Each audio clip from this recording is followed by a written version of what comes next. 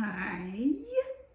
Okay, I am very excited because I finally have a little bit of time to record, and I was on my maternity leave, which is crazy to think that I have had a baby since kind of the last time I got to record, I guess. So instead of doing like my monthly wrap-ups, because I was not recording, I'm gonna do a Q1 wrap-up and talk about the 12 books I've read, 13 plus one DNF plus my current read, maybe? I don't know. We might not talk about my current read, but we'll talk about the one DNF. And yeah, I think we're just gonna get into it, and I'm not gonna find all the books. All the books are in front of me, but I'm just gonna put a thingy up here because I don't need to hold up a stack of books to be like, look at all the books that I read. I'm just gonna talk to you about them instead. The first book that I read, and I'm going to be using my cheat sheet, which is my book journal, because it's been a while since I've thought about some of these. The first book that I read this year was an arc, and I read it when it was an arc, which is one thing I've been trying to do, is to do at least one arc as an arc per month, because I do get a lot of arcs in the mail, but I usually just use them as like PR instead of trying to read them as advanced reader copies, which I know publishers and authors probably prefer that I do, but I don't like being told when I have to read something. I just want to read it when the vibes are right, but I am trying to at least do at least one arc a month as their arc, like arc if it comes out that month, and read it when it comes out in the month that it comes out, if that makes sense. And the first book was The Wolf and the Crown of Blood, which is a standalone and interconnected series. And I was really interested in this because it's written by Elizabeth May, who wrote the Falconer series, which there's something, I'm not gonna talk about it, but they are republishing the Falconer series and adding content to it to make it an adult fantasy, which I don't like when they do that. But I have this weird thing. If you've listened to the podcast that I'm a part of, you'll know that I have like a weird, I don't know what I would call it. I have a weird like fetish with reading adult debuts from YA authors. And the weird thing about this is, you guys have heard me talk about books. I am like the least judgmental book. I will give the most grace to anything. You can persuade me to root for any couple. I just like reading, and I have a pretty dialed in, I pretty much only read books that I know I'm gonna like, because I do as much research as I can and I get my recs from people I trust, kind of thing. So when I rate a book, like, you almost shouldn't even trust me because I just like reading and I pretty much find enjoyment in almost anything. That is to say, I will judge an adult debut from a YA author harder than I will judge literally anything else in the universe. I don't know what it is. I don't know why I critique them like I am the last line in like a defense trial and I am gonna like sentence them to jail, but I will jail them. That being said, I did rate it 4-ish stars, and I was kind of confused on how to, like, it almost could have been a 5-star read for me, almost, but not in like it was a 5-star read, but it was a 5-star. Like, I didn't feel good about that, so I didn't want to give it 5 stars, and there's a few reasons why. When YA authors write their debut adult book, they almost go from one end to the other, and there's no middle. And why do they lose the middle? They always lose the thing that makes YA great. In my opinion, especially a YA romance great, that makes adult readers still love them. They kind of just like go to this crazy other end of the spectrum.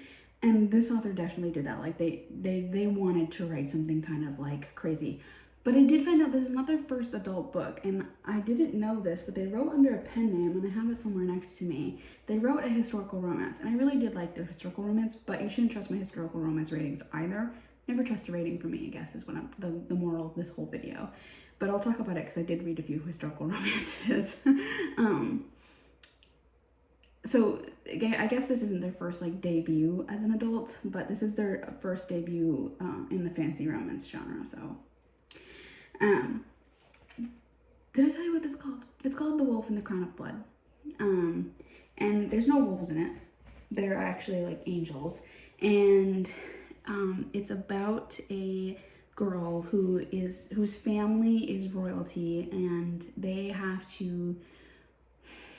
There was a war a long time ago, and there was a bargain struck between the humans and these immortal gods, angel beings.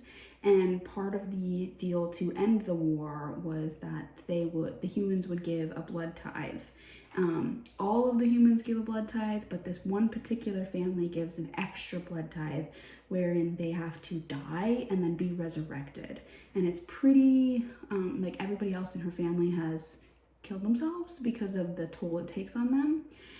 And we start the story where the FMC has become so beloved by the humans that they start worshiping basically her and not the gods, and like they stop giving their blood tithes, and that pisses the gods off, of the god king, and he sends the wolf after her. And at the beginning of the story, we find out that the wolf and the FMC have met before, and she asks him, because for some reason she knows that he's coming, he's eventually will kill her, and she kind of just asks him to give him like a respectful death, I don't know. And so they make this kind of deal, and then flash forward into the future, someone actually tries to kill her before him, and he doesn't like that because he's kind of possessive about his death. It was weird. But she didn't die, and she ends up at his house, and for whatever reason, he decides to help train her so she can get revenge on the person who did kill her, and then he'll kill her. Oh, it didn't make, the plot's got a plot, okay? Sometimes the plot just has to plot, and the plot just plotted. So yeah, the thing that I loved about this is there was two things. Number one, it's a hate to love but not enemies to lovers, which is a really interesting dynamic. It is insta-lust though. And then the second thing that I loved about it is what I love about the guild hunters. And I think if you love the guild hunters, there's three things I loved about it. If you love the guild hunters, then you should read this. And if you read this and you kind of like the idea of like how immortality loses the rush of time. Like, does that make sense? Like when you're human and time is of the essence, and you only have a certain amount of time to change, when you're immortal, you lose that. Like, listen to the song If We Were Vampires by, just listen to that song and you'll understand what I'm trying to say. Or read Nalini sing, and you'll understand what I'm trying to say, because she explains it and goes through it way better. But I loved that, and I loved seeing that. But the third thing that I loved is that the antagonist of the story is actually a situation rather than people. So there was no heroes and there were no bad guys. Everyone's just kind of awful and good at the same time. And they're just trying to make the best out of a bad situation, which is the aftermath of war. And I just really love that as a concept. I think it's fascinating, and it incites really interesting character studies. So I do think I actually am interested in the rest of the series because of that, like, character studies, and like the author did a really good job of making what is going to be the next like characters throughout the interconnected standalones like interesting. Like, you want to know their story. And so I'll just say that there is healing magic, and it's a dark fantasy, and because like kind of gory and gruesome, and then also it's kind of like a Beauty and the Beast retelling just a little bit. So yeah, definitely, if you like this and you haven't read the Guild Hunters, then read this. And if you've read the Guild Hunters, then you probably like this. The next book I read was it's another standalone, and it's The Poison Daughter by Sheila Masterson. It has been picked up from Indie to Trad, I'm pretty sure, but I think it's still in KU. It's a bigger book. It's like, she's a little bit over 600 pages. And it's the arranged marriage trope, and the way that the two characters meet in the arranged marriage was actually hilarious. So she has this ability to poison people, and she's kind of a vigilante going after bad men. She's kind of like Poison Ivy, like a poison vixen, basically. think she might even be called the Poison Vixen. I don't remember now. But she gets set up to poison him, and then he doesn't die. And then she has to marry him. And there's like vampire zombies, and there's like a bad family. Like she's a part of like a corrupt family that's also in charge of everybody. There's spicy rituals. There's a lot of mystery and intrigue that kind of like keeps you guessing. Like you want to know what's happening and why things are happening. And yeah, at the very end, there was one thing that I was just like, did not see coming. And I think that you should just kind of go in blind and with no expectations, and you'll have a really good time. That being said, I did hype it up and I had one of my close friends read it, and she said it was fine, but she didn't like see the hype that I did. So go in with low expectations and you'll probably have high reward. It's a really good proof that there can be a lot of spice in a book and it not lose the plot of it, which I really liked. Like the spice was part of the plot for a lot of it, and I enjoyed that. If it's going to be really spicy in fantasy, I want it to have a point, and I think this one does a really good job of that. And I just really liked the way that there was grief involved and the way the main characters kind of fell in love in their arranged marriage. So that's what I'll say on that. I rated it 5 stars, and I don't regret my 5-star rating on that. Speaking of interconnected standalones, because apparently I was in a mood in July. I read book 3 of Interconnected Standalones, and I've read book 2, but I've never read book 1.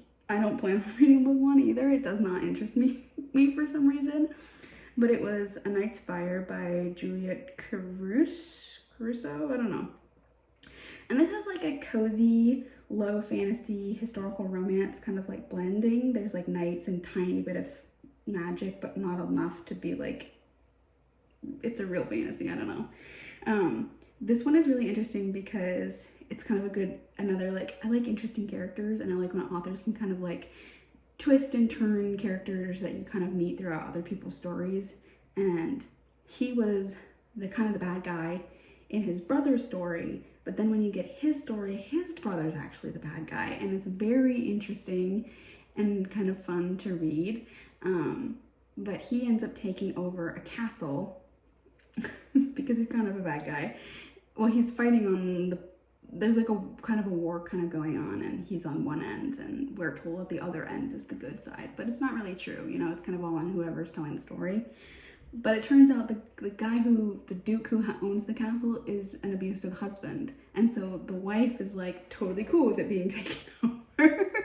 And she wants the siege to go on as long as possible because she doesn't want her husband back. And it's a very, very slow burn, almost to the point where the book was a little too long. It's kind of cozy, wintry setting. And it has a really great, like 2 abused people finding comfort in each other and slowly learning to trust each other, and that was really sweet. And the ending was especially just so cute, and it was just adorable, and I loved the ending itself. I think for their 2 stories was really, really good. So again, if you just want a low fantasy, low impact, high reward, you like cozy stuff, I think you would enjoy this. I don't know if, like I said, I don't have any intention of reading the first one, and maybe if the author writes something that intrigues me, I would read it, but I don't think I'd go out of my way to read more, if that makes sense, because I don't really like cozy fantasy for some reason, despite the fact that I've read 2 of them now. My DNF.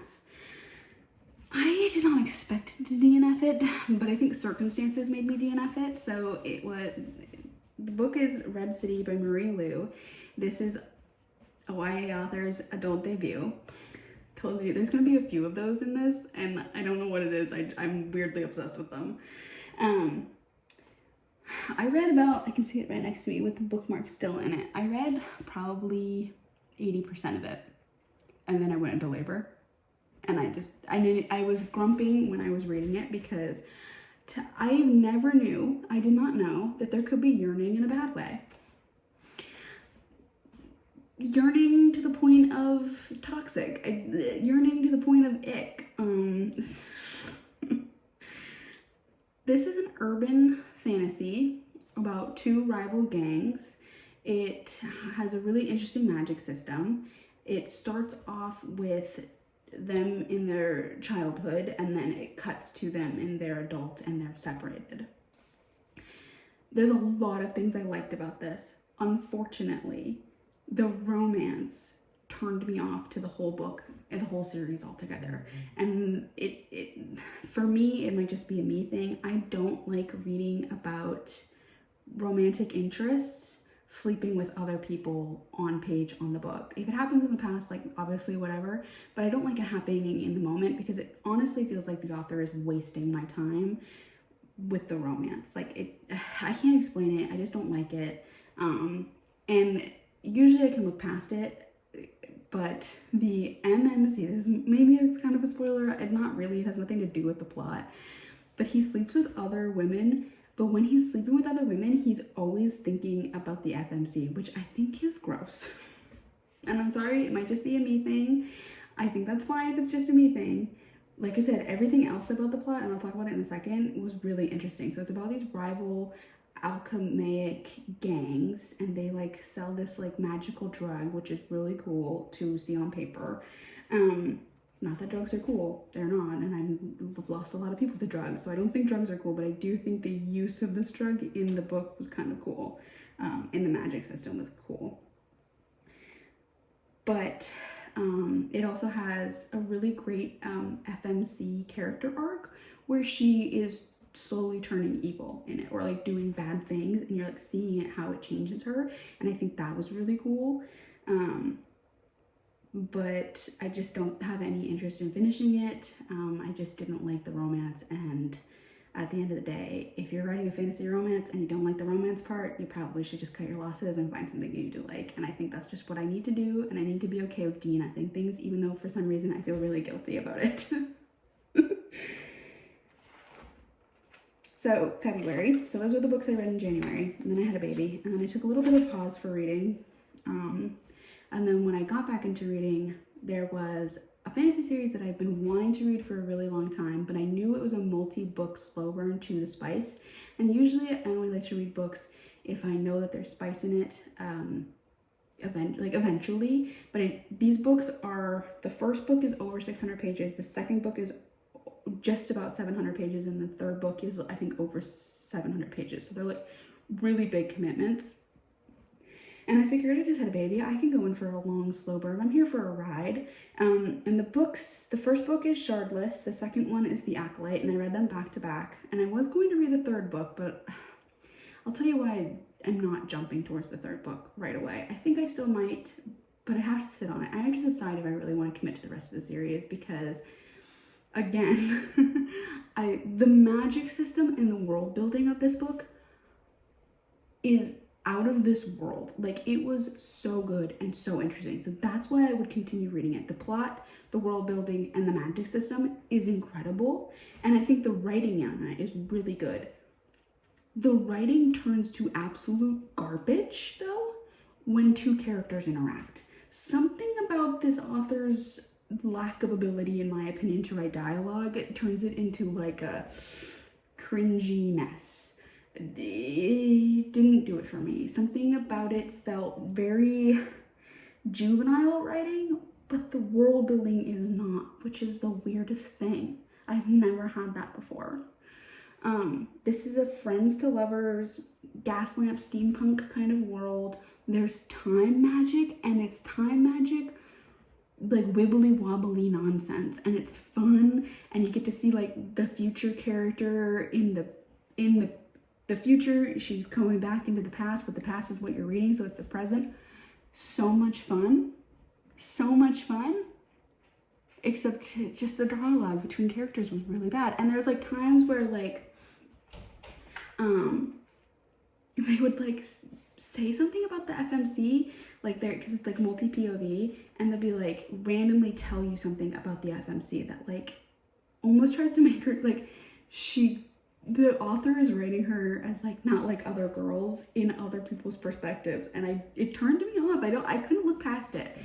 But I think if you're gonna read this, or if you want to read this, yeah, if you want to read the series, because I do recommend it, which is weird.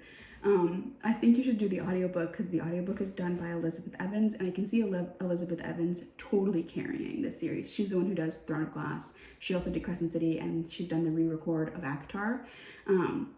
So I can see why she could carry the series, because I feel like she could turn bad dialogue good. Yeah, so I'm kind of torn because I really liked so much of it, but I just, they're a big commitment.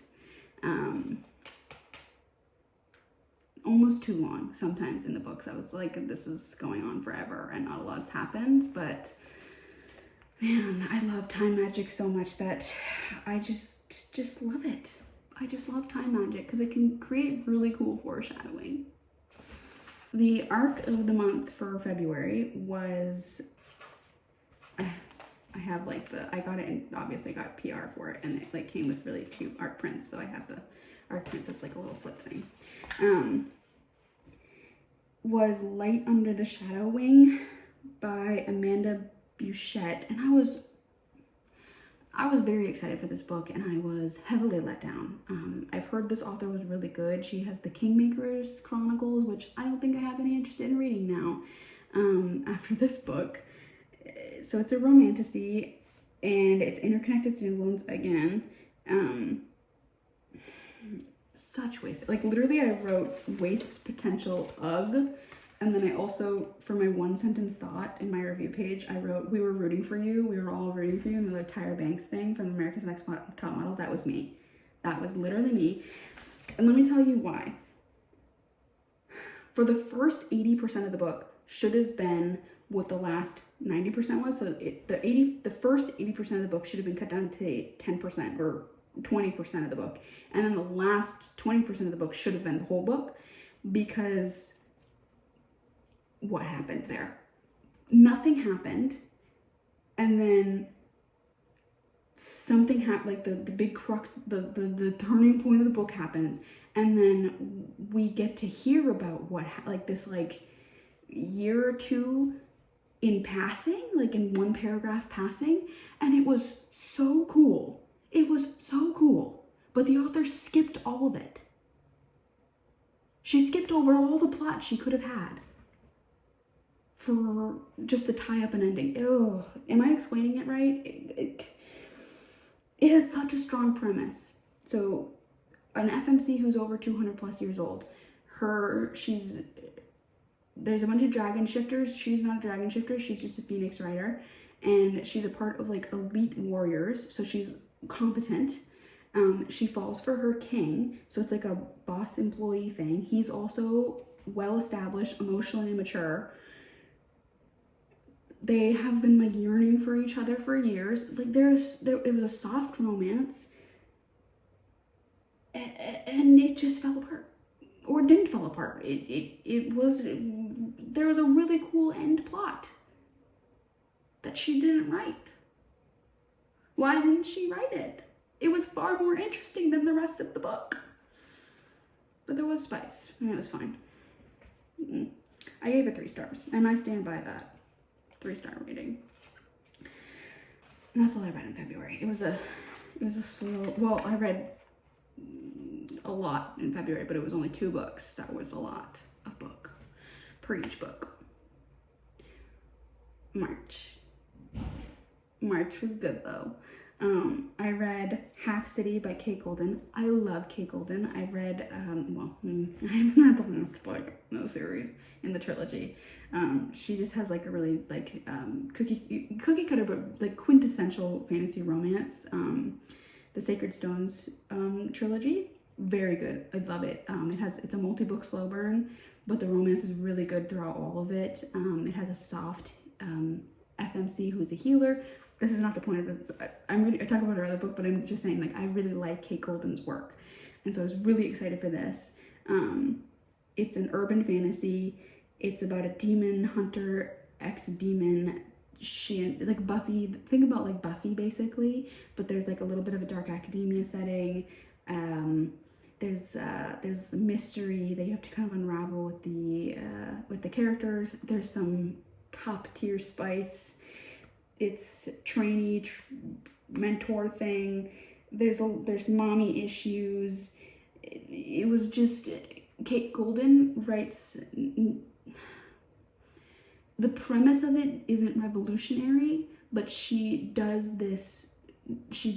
what we love, like the simplicity, so well that it's such a fun read. Like, it's just she just writes quintessential. Like, she just does such a good job just being bare bones, which I think is phenomenal. Like, you go to your favorite coffee shop and you order the same thing and it's good. You don't want anything different. You don't want it to taste weird. You don't want them to try it. You don't want the baristas to do anything weird to your usual order. You just want your usual order good, and that's what Kate Golden does. 5 stars. Book 1. Book 2 is going to be out this year, which is crazy because this one just came out in March. We're being fed. And then I read A Warrior's Fate by Melissa Kieran. It's book 1 of, I don't know how many. This has been rewritten, so if you've read it before, this has been re-edited. It's a shifter of romance with a twist on the fated mates trope, which I love when people play with the fated mates trope. This has been on my TBR for a really long time. Actually, the author sent me the book. I love her. We're mutuals. I think she's great. She's a Jujutsu Kaisen fan. And I've been wanting to read it, but my sister and I were chatting about books, and she's mentioned it. She's like, it was really good. And I was like, I've been wanting to read that. So I just read it. Yeah, so it's wolf shifters, fated mates. There's mystery. It's kind of gas lampy. There's like trains with their shifters. It took me a while to pick up the world, but once I realized it was like kind of gas lamp, I was like, okay, I get you. And it has a very soft romance, and it reminded me of like really, really good. I'm a huge fan fiction fan, and this reminded me of like the ABO fan fictions that I love. That's my comfort. That's my comfort filter on AO3 is ABO. So like when I say that, I mean it for real. Except it's not like crazy spicy. And it just has a really unique take on the fated mates trope, where they know that they're fated mates, and if they touch, they'll solidify their bond, but they're not ready. Like, she's been doing work to become a warrior. He just became the alpha of his pack. He doesn't have time for me, and they kind of respect each other in where they're at in life. And so they're like, we're not going to touch, but then fate kind of keeps pushing them together. And then when they do touch, I was like, it was fun. And I think this is also kind of interconnected standalones, because I think the next book is about her friend and a character that you meet in the story. So I am very interested in reading more, but it's not really, I don't feel pressed on it, because I know the 3rd book hasn't been announced yet, and I'll wait until the 3rd book is announced. But I liked it. 4 stars. Then I read a historical romance. This was my first historical romance by Tessa Dare, who is just, everyone talks about Tessa Dare in the historical romance genre, and this is my first one by her, and I can see why everybody loves her. There was banter out the wazoo. It was laugh out loud funny. The plot was really good for something so simple. So it's called The Duchess Deal, and basically it's an arranged marriage, and where he just like, literally, he's like, I need a wife, I'll literally pick anybody, and she knocks on his door, and he's like, sure, her. And it was sure her. So he just needs an heir. She is trying to help a friend, and so she needs a house, and so their interests kind of align, but then she realizes there's more to him. He's a war hero, and he was brutally scarred in war. And so she's like, there's more to him to love, and he's just putting up a rough exterior. And there is more to him to love, and he was just putting up a rough exterior. So it's kind of like Beauty and the Beast vibes. And yeah, like I said, the banter was just so good, like so good. It was, the thing with the cat was so funny. I'll just say that. The thing with the cat was so funny. Like, even thinking about it now, I kind of want to giggle. And I gave it 5 stars.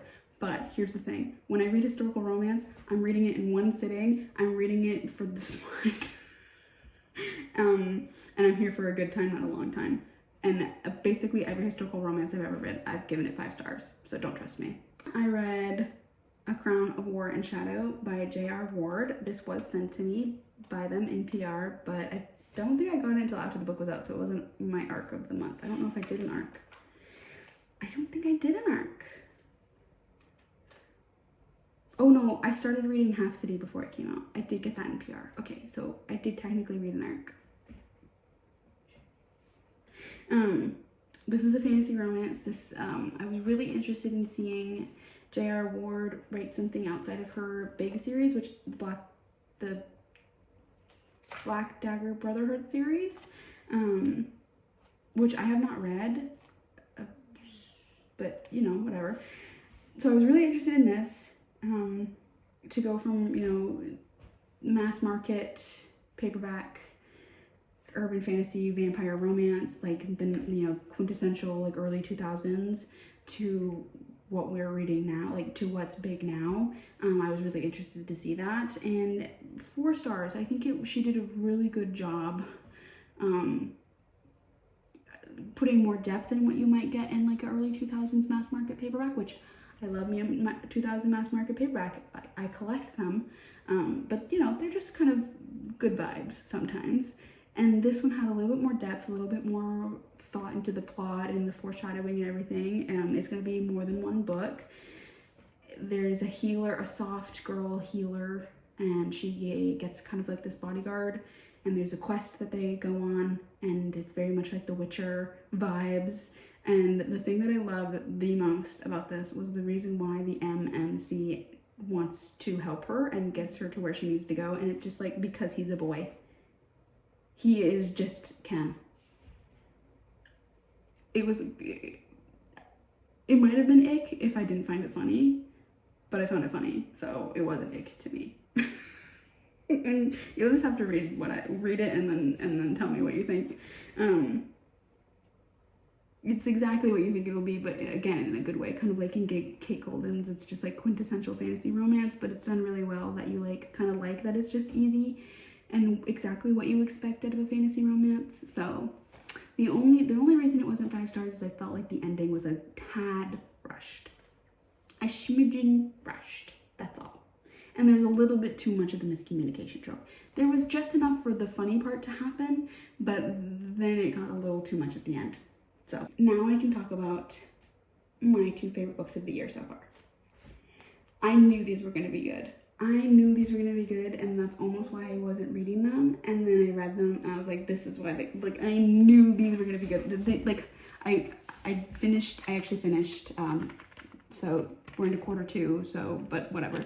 I wrote, huzzah, it's a holy grail fantasy. I have a holy grail fantasy list of just like top tier fantasy with romance. So not romantasy, it's fantasy with romance. Okay, so this is Cassandra Clare's adult debut. Again, there's the theme this year. And she did what I am constantly looking for from YA authors, to take what we love about YA, but then give us that adult, explicit romance without losing what it is we love about YA romance. It's multi-book, so the spice isn't in the first book, it's in the second book. And there's yearning, and it's a super slow burn. And there's also, I almost don't even want to tell you because I just want people to go in blind, but it's dual POV, and it was not in the way that I was expecting character arcs to go. So that's all I'm gonna say.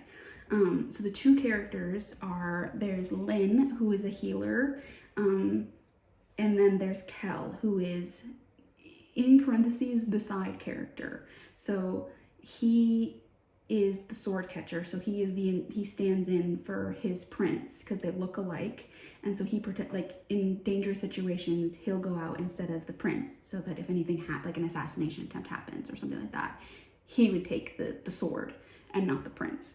So he's kind of like the side character, and yet he gets entangled into being a spy and figuring out, uncovering a political plot to take over or to upheave the royal family. And that's where he comes in. So he's doing a bunch of spy work, and Lynn and him's kind of like stories just sort of interweave with each other. And it was done so well. It was so good. The romances are so slow and so subtle, but then when they like hit, I was like chewing on the book. It's mostly political intrigue with magic on the side. The magic I think is going to be the most prevalent in the third book. And here's the kicker: the third book, nobody knows when it's coming. It will come when it comes. When, we don't know. And I think I'm okay with waiting because I was really stressed by the end of the second book, but it ends very satisfying. Like there's not a cliffhanger, which I appreciate, but you're still like so intrigued on how everything's gonna wrap up. And I think it is just gonna be a trilogy. So I think the third book will be the last book. And of course, Cassandra Clare was the one to give me exactly what I've been looking for from YA authors to debut. And yeah, it was really good. If you really like political intrigue and if you like a slow burn with a spicy payoff, this is it. This was it. So yeah. Oh, I read one more book. Actually, I forgot. I read one more historical romance. I think like I could talk more about The Swordcatcher and the Ragpicker King, but I think I might actually do its own video on that. So I'm just kind of like skimming what I thought about it because I want to do like a full review when I have time, which maybe is never. Still figuring out how to be a mom and make content. Okay, and it's only been 12-13 weeks, so just give me some time to figure it all out. But I did read The Governess Game by Tessa Dare, which is the second book in the Duchess, the Duke Duchess something trilogy series. This is also another this is a boss employee, single dad nanny kind of thing. She ends up becoming his governess to the two girls he took in, and it's sweet.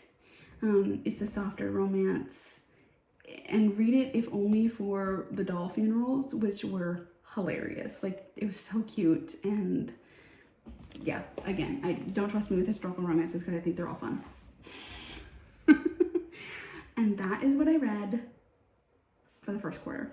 I'm currently reading one book. I think I'm like 20. The Ragpicker King was giving me so much anxiety that I was like, when I finish this, I'm gonna get into a slump. So you know what I'm gonna do? I'm gonna stop reading Ragpicker King and I'm gonna read something else. So that way, when I finish it, I'll have something I'm interested in reading. And I was telling this to Rosie, who is my bookish best friend, my best friend really. And she told me, she's like, Lillian, you're being Lillian and you're not reading the last 150 pages. Finish it. And I was like scolded lovingly, and so I finished it. But I am reading an arc currently that's out in April. It's called The Arcane Study of Stars, and it's like a dark academia, and I thought it was going to be Hermione fanfiction, but it's not. I thought it was like a republished Hermione fanfiction. It's not, but it does give those Hermione vibes heavily, but it's not. And yeah, so far it's been like very lyrical writing, very interesting premise, and I'm very excited to keep going. And I will talk more about it in the second quarter wrap, because I think I'm going to go into quarter wraps instead of monthly wraps, because I think it might be easier for me. That's what I read. I'm very behind on my my reading goal of the year, but that's okay. I'm just having a fun time reading, and I'm learning to read on my Kindle, because Kindle reading is handy, especially when you're mostly reading when you have one hand because you're nursing. But I do read slower on Kindle than I do on anything else, but it is what it is. So, okay. If you take anything, my highest recommendation is to read The Swordcatcher. And that's all I have to say, because I want more people to read it, and I think it's underrated in our genre, in our book community, in our subgenre of book community. I feel like more people need to get onto The Swordcatcher. So please read it so that I can talk to people about it and we can all hype it up and maybe bully Cassandra Clare into giving us the third book. I was like, do I have anything else to say? I don't. Okay, goodbye.